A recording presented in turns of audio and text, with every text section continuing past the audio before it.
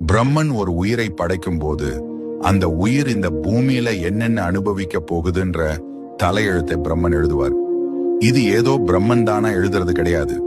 அந்த உயிர் முற்பிறவியில செஞ்ச நல்ல வினைகள் மற்றும் தீய வினைகளை கர்ம பலன் கணக்குல வச்சுதான் அந்த பிரம்ம லிபி எழுதப்படுது. ஒரு முறை படைப்பு கடவுளான பிரம்மன் முருகப்பெருமானை சந்திக்க சென்றார்.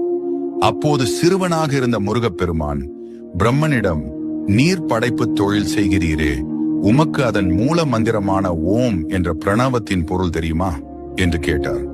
படைப்பு கடவுளுக்கே அந்த ரகசியம் தெரியவில்லை. இதனால் கோபமடைந்த முருகன் பிரம்மனை சிறையில் அடைத்தார். பிரம்மன் சிறையில் இருந்த காலத்தில் உலகை படைக்கும் பொறுப்பை முருகப்பெருமானே ஏற்றார். அவர் உயிர்களை படைக்கும் போது ஒரு விசித்திரமான முறையை கையாண்டார். ஒவ்வொரு மனிதனின் தலையெழுத்தை எழுதும் போதும் கர்ம வினைப்படி அவர்கள் அனுபவிக்க வேண்டிய இன்ப துன்பங்களை பாதியிலேயே நிறுத்தி விடுவார். அந்த பாதி எழுத்து ஏன்? தேவர்கள் இதை கண்டு குழம்பி, முருகா, விதியை ஏன் முழுமையாக எழுதாமல் பாதியிலேயே விடுகிறீர்கள் என்று கேட்டார்கள். அதற்கு முருகப்பெருமான் சொன்ன பதில்தான் ஆன்மீக ரகசியம்.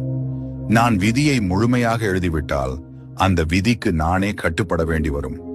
ஆனால் நான் சில இடங்களை காலியாக விட்டுவிட்டால் என் பக்தன் கஷ்டப்படும் போது என்னிடம் வந்து முருகா என்று தஞ்சம் புகுவான்.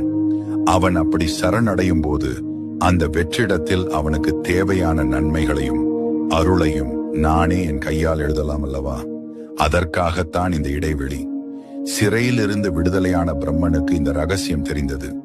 தன் தவறை உணர்ந்த அவர் அன்றிலிருந்து ஒவ்வொருவருடைய தலையெழுத்தை எழுதும் போதும் ஒரு குறிப்பிட்ட பகுதியை மட்டும் முருகன் மாற்றியமைக்கட்டும் என்று காலியாகவே விட்டுவிடுகிறாராம். அதனாலதான் பிரம்மன் எழுதின விதியை அந்த பரமசிவனே மாற்ற முடியாது என்றாலும் முருகப்பெருமான் நினைத்தால் மாற்றுவார் அப்படிங்கிற நம்பிக்கை உருவானது.